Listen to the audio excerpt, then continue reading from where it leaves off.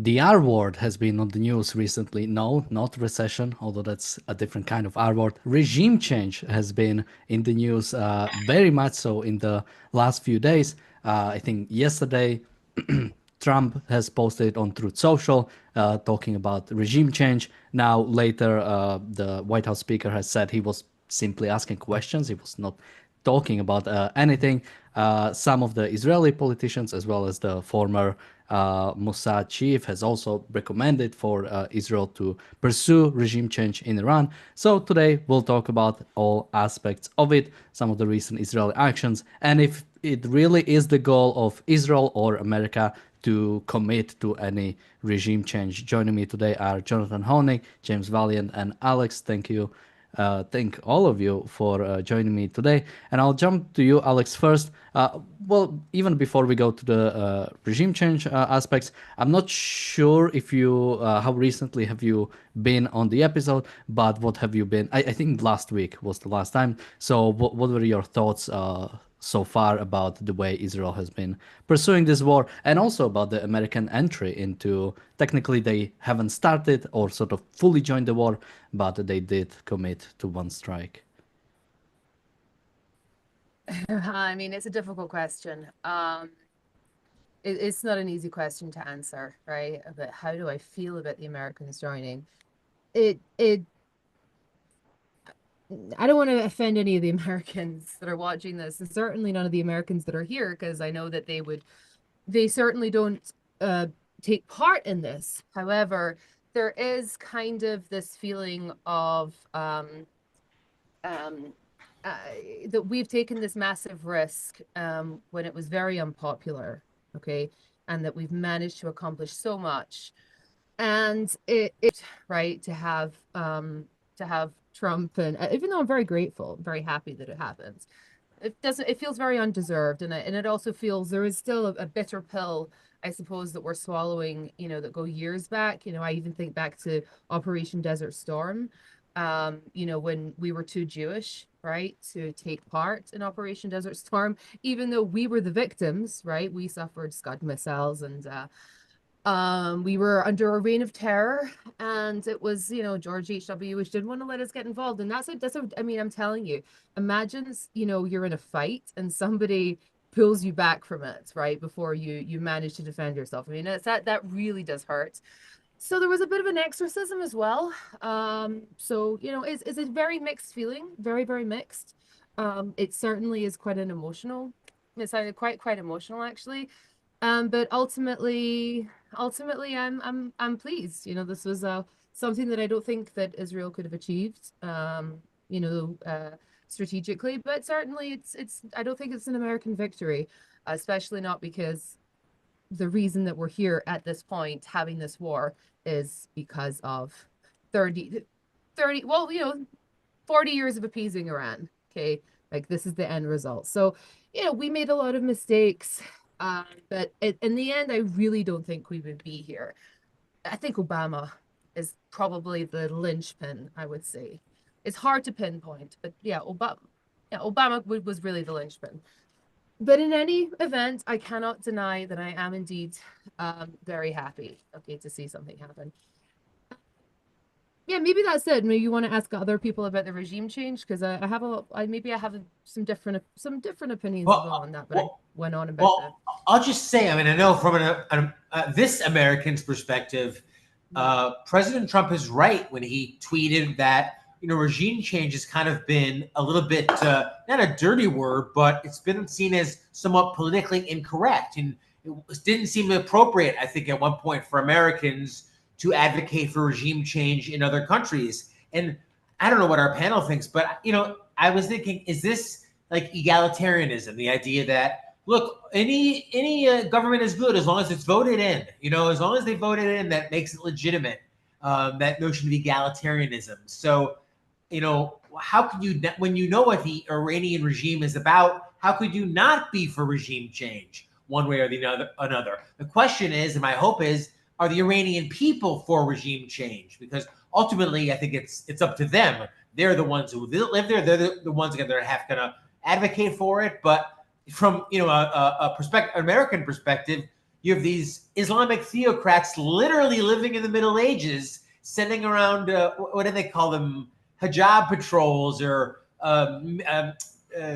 morality police to make sure the women are all covered up. I mean, this is third world, whatever below third world is stuff. So the sooner, my perspective, the sooner the regime change, the better. And if I can just chime in, this American agrees with Alex 100%. We have so many times, in so many ways, betrayed the heroic people of Israel. One can only feel mixed feelings anytime America does something. She points out, for example, Obama, who sent billions of dollars to the Iranian regime, did that awful nuclear agreement with them about their nuclear weapons program. That was, first of all, a betrayal of Israel, a betrayal of the oppressed people of Iran, a betrayal of American interests. It's disgusting how Joe Biden recently put such handcuffs on Israel and its reaction. I know, going back to the beginning of the Islamic Republic itself 46 years ago, we have betrayed our own interests, our friends' interests, Israel's interests, the interests of the oppressed Iranian people. America has acted despicably time and time again towards Israel, the one civilized nation in this world. So even when, okay, I agree with Alex, what America did probably was something that no one else in the world could do. But there's still, you've got J.D. Vance out there still saying, well, we're not fighting, for regime change, et cetera, et cetera. So, yeah, this American has to agree with Alex 100%. America has never really, as presidents go, President Trump has been relatively pro-Israel. With respect to recognizing the Golan Heights in terms of moving the embassy to Jerusalem, and now with this. But is that really all America can do? And with all of the anti-Semitic, disgusting stuff that comes out of our Congress, no, we need a more consistent and full-throated defense of Israel. Ayn Rand said in 1964 to Playboy magazine that dictatorships have no legitimacy, that any nation in the world has a right to attack and overthrow a dictatorship. As she said in her article, The Roots of War and Capitalism, the Unknown Ideal, dictatorship is the cause of war. And at any time, of course, America should act in its own interest, just as Israel is acting in its own interest. But I cannot imagine America's interests being more consistent in this instance. They yell death. They've been yelling death to America every moment they yell death to Israel for the last 46 years. And they've got a missile program. They've got a uranium enrichment program. They've killed hundreds of Americans just in this century. How stupid is America? How many Israelis and Americans have to die before America gets it through its head that our interests and Israel's interests are precisely the same on this matter? And it is disgusting. Every time the Iranian people try to rise up, America turns its back, whether it was under Obama or under Biden. It's despicable. So I agree, Alex. Yeah, and just to jump in, it's not just America, right? Nobody benefits from nuclear Iran. Nobody, like all of the free world is threatened by it. Yet you still have. Let's jump to the next thing. So Israel has recently struck Evin prison, which the Iranian regime uses partly to jail their political dissidents. Basically, whenever there's a mass protest, anybody who's arrested there is going right to this prison and is partly controlled by the IRGC. So the gate of this prison was struck by Israel. I think we have a video, so we can quickly. It's a short video. So it's basically freeing political prisoners from 30,000 feet or however high they're flying.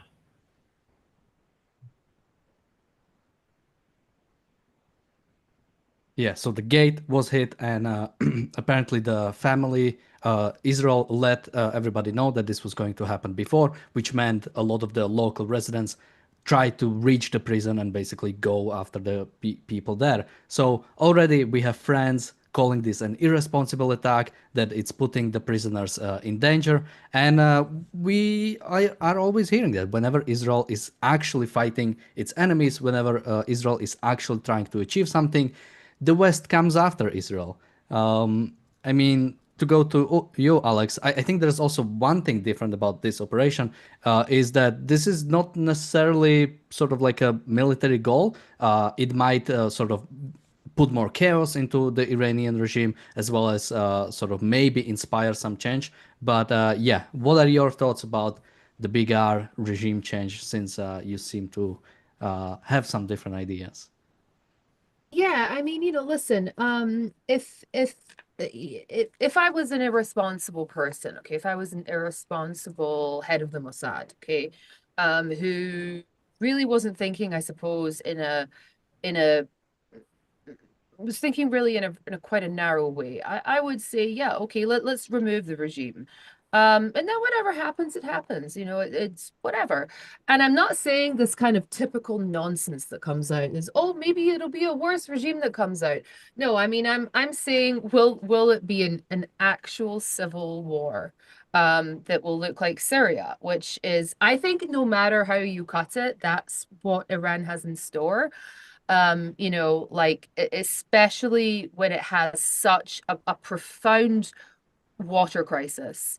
And we just think about what happened in 2011 in Syria, that the Syrians had a massive water crisis, which forced 1.5 million farmers to go from the rural areas into the city, into Aleppo. And this is what caused the Syrian civil war. It killed 1 million people.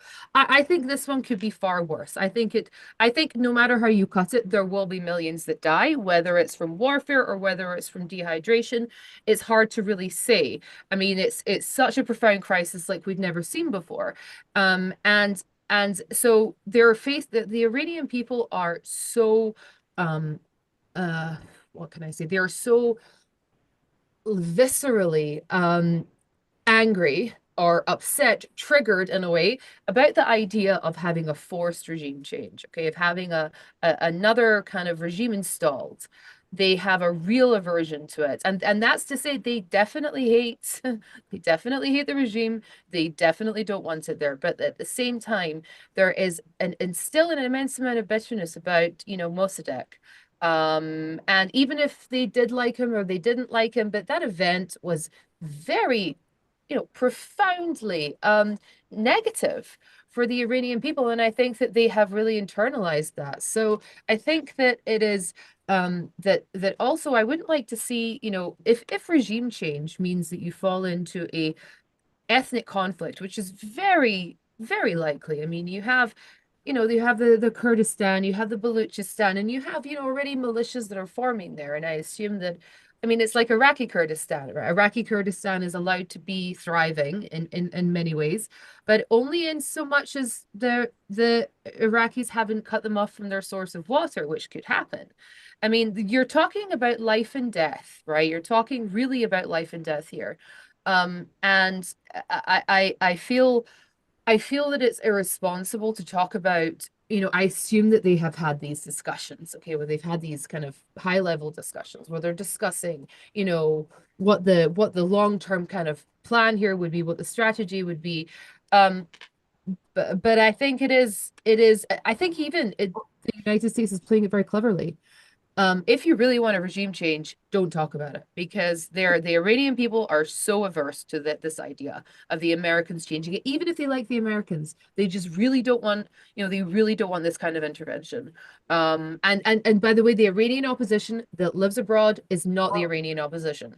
One of the reasons that has been given among American journalists and some pundits about aversion to a regime change is that there'll be political instability. There'll be all this political instability and could be a civil war. And Dr. Brook actually made an interesting comment on his podcast, was that, is that necessarily a terrible thing to have political instability within Iran? My sense, and that, James, you might remember the quote, Ms. Rand at one point had a comment that there's two ways of changing the establishment. It can either be better or it can be worse. I don't know if you remember where that one was. I have to seek out where that one's from. But from my perspective, is that if we could just get a non-Islamic supreme leader, I mean, not a supreme leader and a non-Islamic government, who is not calling on the death of Israel and America, already that's a huge step up from what we have now. So, I think a new regime is needed. I just hope, Alex, to your point, the Iranian people understand that enough to make it happen, because it can't come from DC ultimately, and it can't come from Jerusalem or Tel Aviv either. Yeah, and if I can just say, the way that you can delegitimize and not give them moral sanction is to say they are an evil, illegitimate regime. It is up to the Iranian people to do the fix. We're not going to have boots on the ground, which is what they've been saying. But that's not quite the same thing as saying we're not for regime change. We should say out loud, we're for it, but we're not going to put boots on the ground to do it. It's up to the Iranian people. We didn't need to, again, to quote Ayn Rand, she said the Soviet Union back in the day could fall without the loss of a single American life if we just had a little moral backbone and clarity. And lo and behold, Ronald Reagan calls them an evil empire, and in a few short years they collapse without the loss of a single American life. We don't need to be involved to deny them moral sanction. And unfortunately, we're getting kind of the worst of both worlds. It's not as though the administration is saying, okay, we will be happy to take out the Ayatollah who richly deserves it, but we're not going to do anything to tell the Iranian people what sort of government they ought to have. I think that would be a misbegotten goal. Back in World War II, we did a complete occupation of Japan and Germany.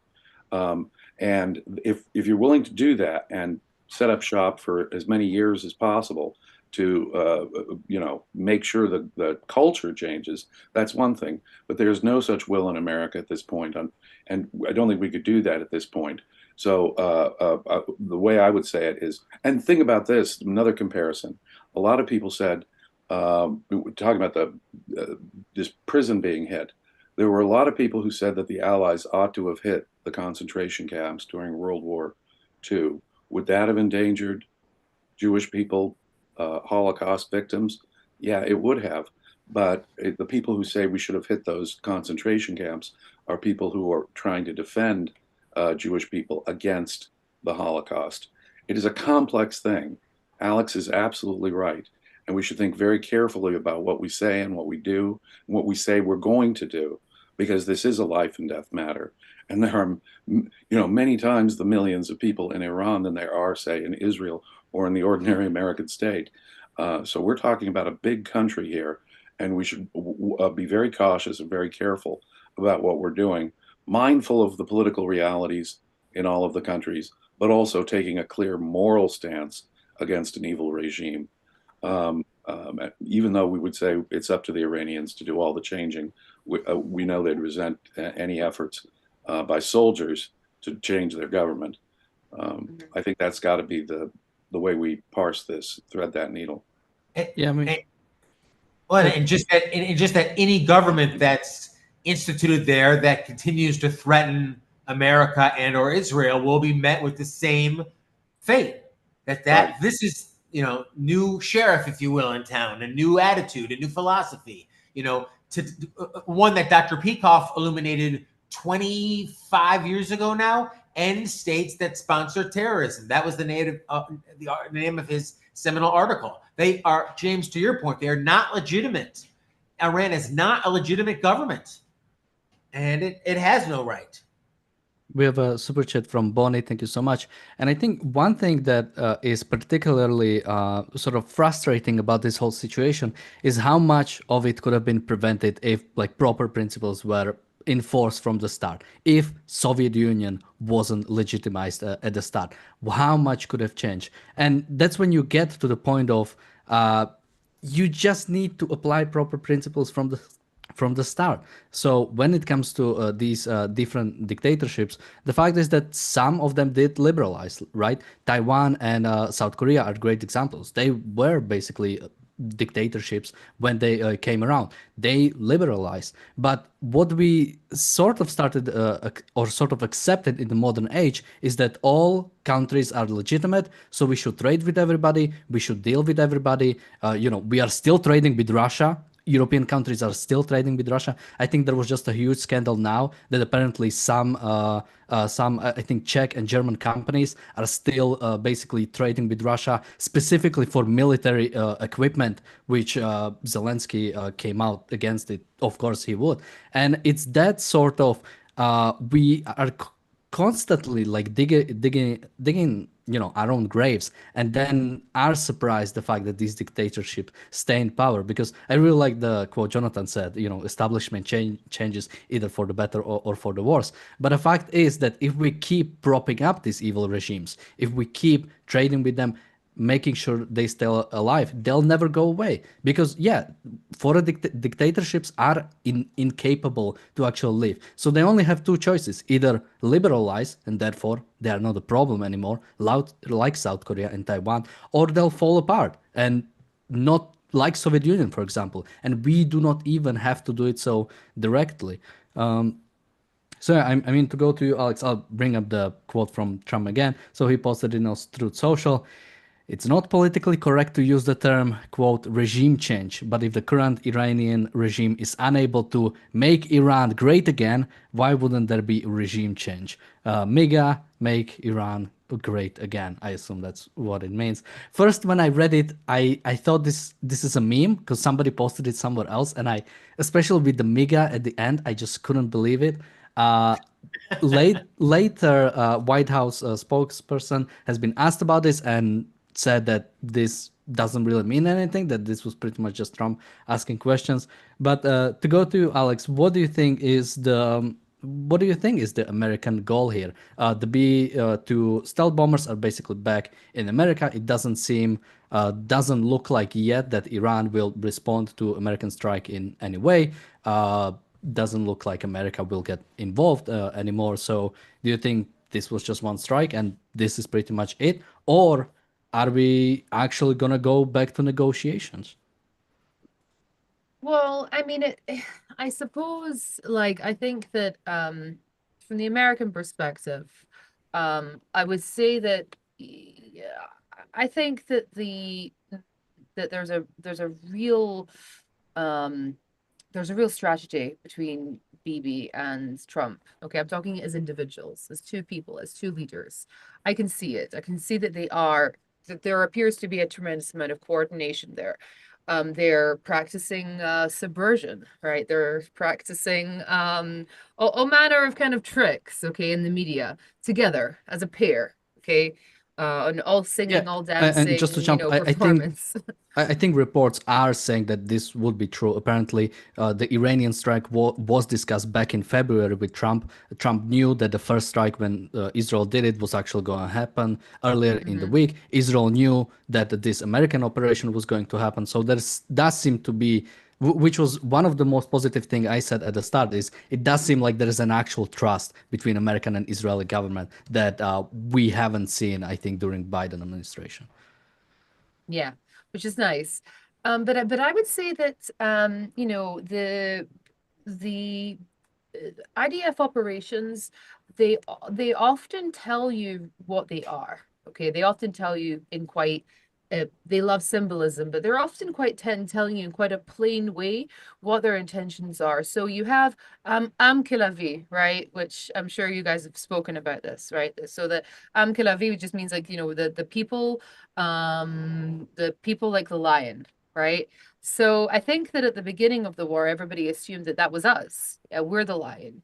But no, it's the Iranian people that are the lions, right? Because what was the previous Iranian flag was the lion, right, on the back of the rising sun. Okay, so this is the symbolism, okay, that I think that I'm starting to understand here, right? That he was never talking about us, which is fine, right? So this is the mission all along has been the lion, and also I think about Reza Pahlavi, so it's Pahlavi. Okay, it's almost sounding like Kilavi. I mean, maybe I'm conflating that a little bit too much, right? But I could see them doing like a Jolani. Jolani is just kind of this, everybody just pretends that Jolani is like the leader of Syria. He just kind of comes trotting in on his horse or something. I could see that they would do something like that with Reza Pahlavi. and which I again, I don't. I'm just seeing rumors, not rumors. I'm seeing signals of it. And I'm also seeing other signals. I'm also seeing signals from within the regime itself. Okay, so you have you have the what happened just before the Alex, can I quickly I want to quickly just interrupt you, and we're not necessarily set up for breaking news, but the headlines that I'm seeing on social is that Iran has attacked the U.S. base in Qatar. Mm-hmm. Oh yeah, I'm seeing video of missiles. That commits Trump to even more devastating action. He said, should they take any action? I think even mining the Straits of Hormuz would be sufficient. But he indicated any such action would mean a greater attack against sites in Iran. So I think that bodes almost inevitable consequences for Iran and more American involvement and more American airstrikes. I think they're going to stick to their principle about no boots on the ground in telling Iran who their leaders should be. But Trump has unequivocally promised. Trump has unequivocally promised that any attempt to kill Americans anywhere in the world or in the region, or to stop international shipping or the like, would result in Americans hitting easier and quicker targets and far more and far greater number of them. So I think that any such, if that headline is correct, Jonathan, that absolutely commits Mr. Trump to, in fact, a far greater and more extensive set of airstrikes against Iranian targets. Now, yeah, just to confirm, it's 7 missiles in total, 6 towards American bases in Qatar and 1 missile towards American base in Iraq. Now, I think there were already reports earlier in this day that basically Americans in the region should basically either stay close to shelter or pretty much stay completely safe. So maybe America knew something like this was going to happen. But hey, it does seem like Iran is now striking at American military bases. We have, I don't think we know yet what if there were any casualties. But either way, the intention was clear. It looks like Iran is attacking America now. I mean, I don't know who to even. I mean, Alex, what can you even make of this? It really, like, I cannot say anything but Iran being suicidal. I cannot see any reason why Iran would even especially attempt such a small attack. I think their best chance would be maybe attacking strongly and maybe Americans not wanting to go to war. But even that would have been such a huge gamble that I don't think would be worth taking. Now, this could mean that Iran is just trying to retain face and maybe on purpose is sending a little hopes America nobody will get hurt and that Trump will just take the win. But I wouldn't take that gamble. I mean, what would I do if I was an Iranian leader? It's hard to say. Because either way, you're in deep trouble. If you don't fight back, you're going to lose the tiny bit of legitimacy, right, amongst the radicals that are keeping you, the only support you have. And if you retaliate, then you've just attacked the United States. I mean, that's never a good idea. But again, I mean, it is kind of like this. I think Trump has the option to ignore it as well, because unless people get hurt, I mean, you should never ignore this kind of thing. But it's not by his rhetoric. His rhetoric said if they don't come to the negotiating table, they're in trouble. He said if they take any effort to do so. So by his previous verbal statements, he has committed himself to further action based on this. That would be a betrayal of what he has stated rather clearly. And it should not obviously matter whether Americans die or not. I mean, you shoot me and you miss, and that makes it okay. Morally speaking, from an objectivist standpoint, but more importantly, from Trump's previous statements, any attempted attack on us would cause, a much greater attack than even previously we had. So Trump would have to face it. I mean, he has his allies in his own administration, frankly, who probably didn't even want this attack that happened. So that would be the thing that would pull him against doing any response. But I think the folks on the other side would think that Trump has simply broken his word if he doesn't do further attacks. What's so sad is that the Ayatollah really had an opportunity. I mean, imagine if he had come out with a little white flag and a boombox playing "All We Are Saying Is Give Peace a Chance" or something. I mean, something. And imagine if he had said, "It is clear that the people have spoken" or whatnot. And instead, I wonder if America will provide what I hope will be a very disproportional response. We always hear about, oh, we just need a proportional response. Let's see a real disproportionate, in my opinion, disproportional response, and maybe now start to target some of the oil, some of the economy itself that powers the Iranian war machine, and the Ayatollah himself. I mean, to attack American bases here is simply asking for it. So give it to them, and give the Iranian, in my opinion, give the Iranian people all the tools they need to overthrow this regime and install, if anything, a non-threatening one, a non-Islamic one, a secular one. I mean, what kind of a step up for Iran would it be simply to have a secular government as against a theocratic totalitarian regime? Yeah, just to jump in. Sorry, just quick breaking news. So Israeli military says it conducted multiple strikes on missile and drone storage facilities in western Iran. So potentially Israel was preempting this strike from Iran, which could explain why the number is such a small. And also Iranian state media, state media claims that they strongly and successfully responded to U.S. aggression. So it looks like this is real, and Trump is going into situation room, so maybe we'll see some. I'm not sure how this usually takes, so maybe we'll see something before before we wrap up. But yeah, I wanted to bring something else, but I forgot. So let me go to you, Alex. Yeah, I even wonder if it's possible to have a regime change without changing the regime. I mean, I wonder, that you have the components, which is the military government kind of technocratic institutions, okay, which are, far from democratic, right?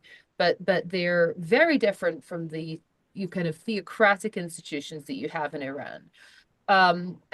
For example, the theocratic institutions, the IRGC, it's like its own army, basically, right? And then you have the other military, which is not pursuing the same things as the IRGC. And I wonder, because I'm just thinking about how I would do this without harming people, right? I mean, I'm not talking that not harming people is the goal here. I'm just thinking that it wouldn't be a complete bloodbath, and that you could democratize slowly in a way that could be not such a shock to the system that it causes in Syria and it causes in Iraq, which we wouldn't wish on the Iranian people.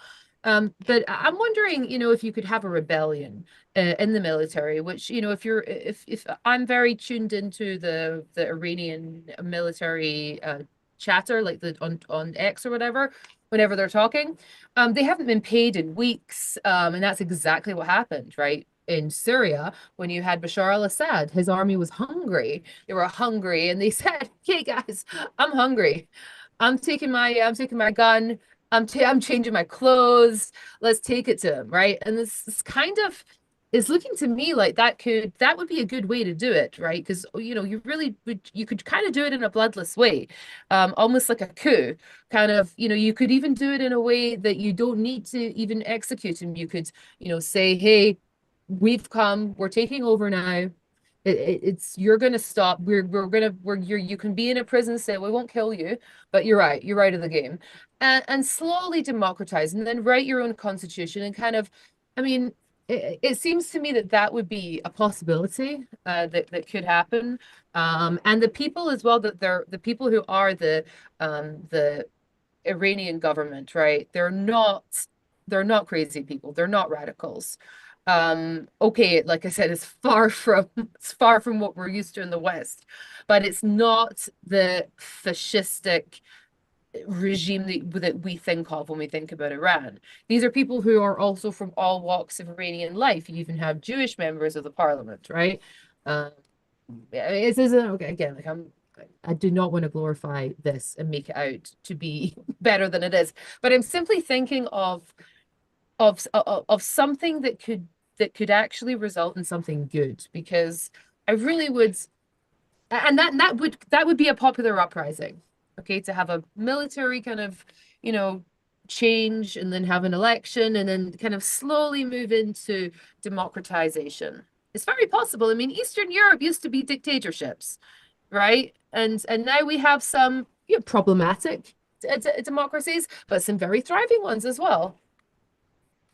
I don't Am I expect being too a Jeffersonian optimistic? sort of republic to take over, and we should let the Iranian people decide that. But look, something better, something not so Islamically fanatic, as Jonathan says, something that's not at constant war to try and take over the Middle East. Something better would be infinitely better for the region and the world, Israel and America. Yeah, just quickly, Alex, if you know of any successful Eastern European democracies, please let me know. I'd like to move there. But we have super chats from Roland. Thank you so much. He says, I never have thought I'd be echoing a Trump slogan, but I'm all behind the idea of make Iran great again. We also have a super chat from Boy. Thank you so much. He says, Iran hung the, in quotes, mission accomplished flag already. I mean, I think they've already named their operations. It's called Victory Blessing. I mean, again, to go to you, Jonathan, I think because this action by Iran seems really showing that I think they are simply too radicalized. I think the fact is that whatever totalitarian state is, there are no one-man dictatorships. There are many sort of factions, and I think it really does seem like Khomeini cannot afford not responding to U.S. aggression by directly attacking them because of maybe more, I mean, it's crazy to say, more radical elements than Khomeini. But the fact is that it really does seem that Iran is pretty much on a path to suicide because of their ideology. Right. I mean, the Cold War ended, with ultimately some semblance of perestroika, and that's not the way that it seems the Ayatollah is going. He's going in just the opposite direction with more, attacks this time on, American bases in Qatar. So, how does this end in anything other than a hot war, or an even hotter war, and perhaps, as the title is today, a real necessary good of regime change? Iran has been the #1 state sponsor of terrorism for 40 plus years. So let's get a regime in there that is not explicitly evil, not explicitly antagonistic to America and to Israel. And you could see such a wealth grow. You could see such, a revolution, a true revolution for even a little bit of Western ideals. I saw it in China. In China, moved even a little bit towards some Western sensibilities, some freeing up of that economy. There was 20 plus years of boom in a positive way, 20 plus years of great wealth for the people. So if we could see that in Iran, you could see really, I mean, what an amazing triumph that would be if Iran could even be a little bit liberalized over the near term. Hopefully they won't be politically oppressive through the course of that and be like China at the end of the day. Right. They really do need to change their perspective on Israel and America. But of course, how much worse can it get? They scream death to America, death to Israel, and they kill as many Israelis and kill as many Americans as they can, as it is. So when someone says, well, something worse could take over. Okay, worse than chanting death to America, death to Israel, and killing as many Israelis and Americans as they possibly can. I mean, I think they're already doing all they can against our interests, and we have to recognize that. So please, Mr. Trump, keep your promise. Keep your promise. That's all I have to say right now. Yeah, and just quickly, because Alex brought up this point earlier, and somebody was asking about that in the chat about the international opposition or international Iranian opposition. So Raza Pahlavi had his sort of talk to the Iranian people, and among that he said, "I'm not here to campaign for myself. My goal is not to get power. My goal is to facilitate this transition, and it's the public trust in me that has defined this role for me, and I've taken on it. I'm extending a helping hand to all the democratic forces." And he then goes on and on talking about how he is trying to be non-partisan, how he simply wants to unify. And my question is, if there is one, we haven't been hearing that much about Iranian opposition, and the question is if there is a way to unify them, if that truly is some sort of unifying figure, either him or somebody else, or something that could unify all of them against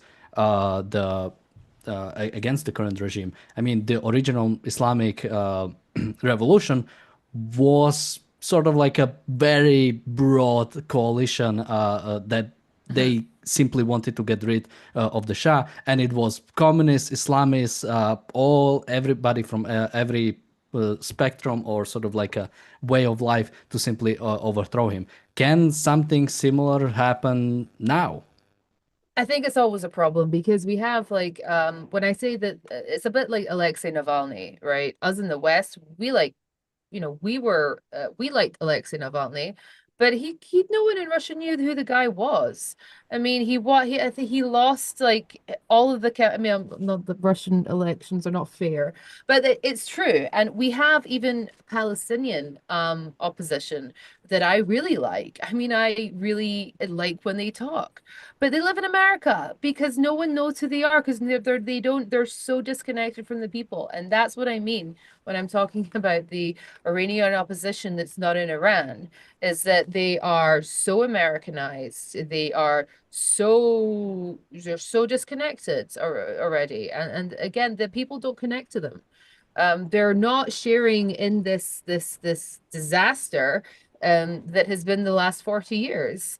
So it's a bit like me going and talking to, a dog. It's like I could never, it really is. It's a totally different experience that they've had.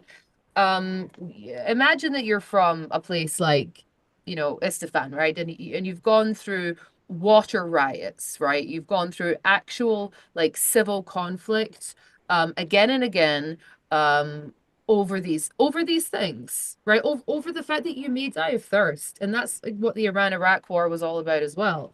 I saw that I upset somebody in the chat who thought I was conflating Iraq and Iran. I was never. I know that they're two separate countries, but I think I was mentioning the fact that why did Iraq fall into such chaos is because of the fragmentation of the society, right? That you had Saddam Hussein, who was a one particular, he was a Sunni dictator, who was in a Shia country, and again, us in the West, we don't really care about these kinds of things, but these are things that literally could mean your life and death in the Middle East, right? If you're a Yazidi, okay, and you have a Yazidi leader, right, who is representing you in government, you sleep a bit better at night. Yeah, you start to think, oh my gosh, it's going to be okay because you've gone through things like being sold as a slave, and things that recently, things that we can't even imagine. So I think that we need to be a bit more charitable as well. I think when we're assessing a particular sociological problem. And because I think that in the end that the Iranian people are very smart, very smart, very, very smart people, and they're very open to Western ideas, and they're very open to Western kind of ways of thinking, and they have a lot of great things going for them. And actually, their problems and stuff with water, Israel can fix that. That's something that Israel definitely can come and fix. We know how to fix that. I mean, I'm not going to say it's going to be a walk in the park, but we do have the infrastructure to be able to fix their severe problems with water and infrastructure. Yeah, well, I mean, a lot of their problems could be solved if they opened up to Western help and cooperation. I think more countries than Iran could fix themselves with that. And then their talented people could also come back from the West. I mean, you know, they also have an immensely talented diaspora in exile. They certainly do. In my country, here in Southern California, there's a large Iranian diaspora population, and they are very much against the regime. And they are diverse in many ways, but they're pro-Western for sure. And that's why they got the heck out when they did 40 years ago. So. Yeah, I mean, to go to you, Jonathan, I'm going through my notes and pretty much everything is superseded by the strike. But something that has been talked about specifically with Khomeini. So we have the former Mossad chief, Yossi Cohen, saying that basically we wasted many years when we could have attacked. The Biden administration didn't go in that direction. I recommend that the prime minister seize the opportunity and cause the Iranian regime to fall. I don't rule out the elimination of Khamenei. But also separately, I think in the last few days it was said that if tomorrow Khomeini stops the fire and says he wants to end this, we will accept that. The reason why I say this might be superseded now is because this might be out of the window. Once, if this strike on American bases is going to be taken seriously by Trump administration, meaning much direct involvement, then I think pretty much nothing is off the table, including the assassination of Khomeini. Jonathan, what do you think? Yeah, I mean, President Trump promised retaliation, and you know, let's see it.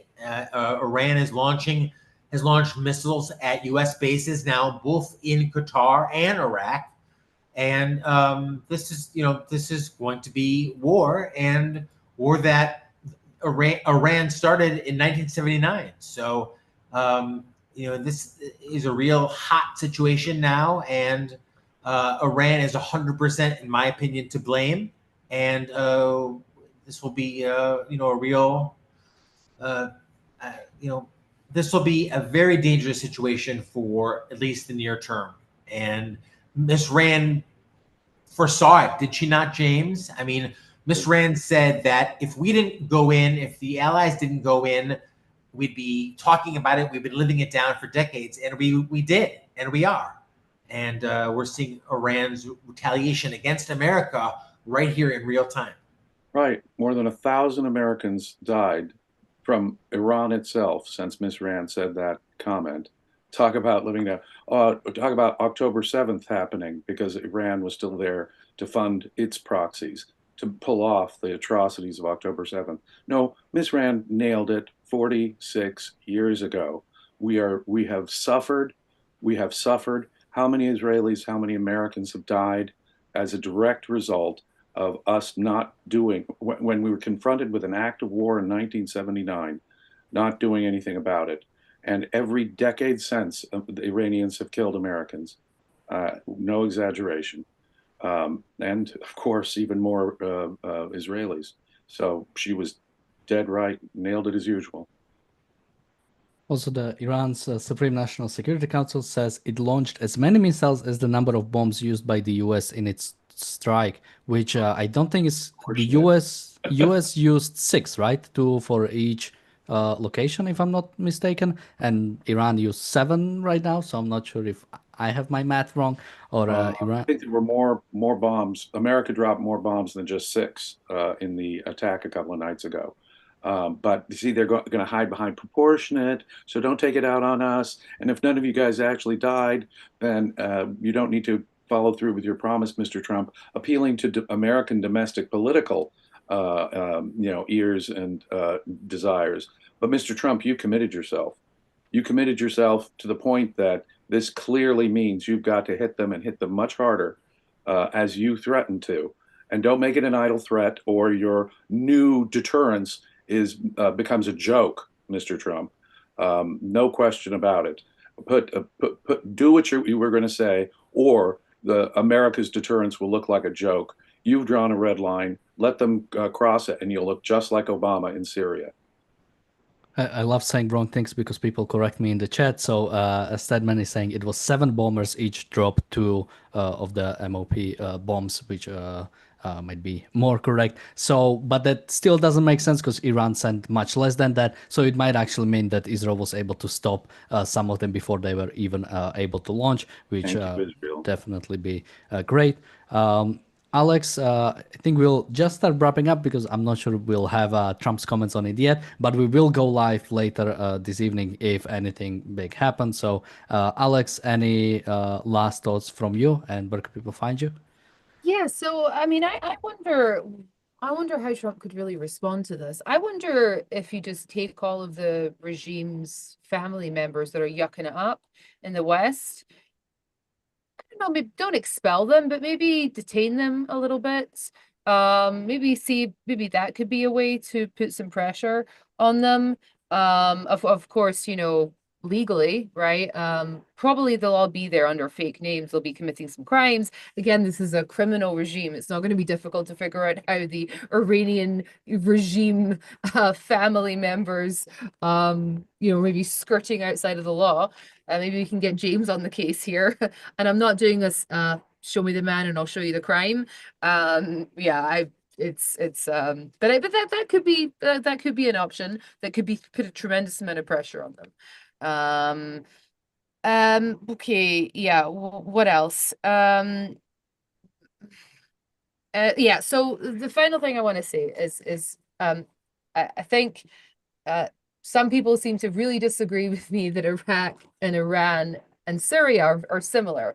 I believe they are, because here you have three countries who have whose histories have been absolutely dictated by civil war, ethnic conflict, and conflict over water, right? This is in very similar ways.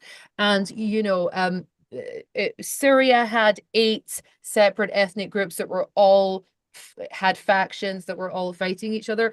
Iran has 12. Okay, so these are the reasons that I think that they are similar in these senses. Okay, they have the capacity to be similar, although we hope for the best. And yeah, so I really hope that we have the ARCUK la vie. We have the people, the nation like the lion, nation rising like the lion. We see good things soon. James, any last thoughts from you, and where can people find you? Mr. Trump, blow them to smithereens. I think I'm using your own words from a few months ago. Blow them to smithereens. They have attempted to kill Americans. Keep your promise. Do it from the air, as you say. And Alex, I think not only of the Persian lion, I also think of the Lion of Judah. And that's a rare biblical reference for a person like me, believe me. But I'm James Stevens Valiant at Facebook. Hit me up with questions. I'm there almost every day answering questions. And I'm here at the Ayn Rand Center UK. This is a unique perspective you get and an intelligent conversation you get. And it's a rare voice in the world today. So please consider becoming a paid subscriber to Ayn Rand Center UK. And just quickly, Qatar reports no casualties from the attack on the U.S. military base. And also New York Times reports that Iran coordinated the strike on the U.S. airbase with Qatari officials to ensure to help minimize casualties, which wouldn't be beyond them. But Jonathan, any last thoughts from you, and where can people find you? Just to read Ayn Rand, and I think a great place to start would be, in addition to Atlas Shrugged and The Fountainhead, a new textbook of Americanism. It's at Amazon.com. And, Miss Rand asked what were the basic principles of Americanism back in the 1940s. The book outlines them. And there's such an opportunity here in the Islamist Middle East for change. So I'm certainly hoping for it, pushing for it, and regime change 40 plus years in the making, I think would be an amazing welcome transformation, not just for Iran, but for the world. And the coming days and weeks and months are going to be a real test of Americanism and reason writ large. So, our thoughts are certainly with all the people affected in the area, especially in Israel. And with that, thank you guys for joining me today. Thank you everybody for watching. And as I said, we might go live again if something big happens out of the situation from Trump. Thank you again. And until then, bye-bye. Be safe.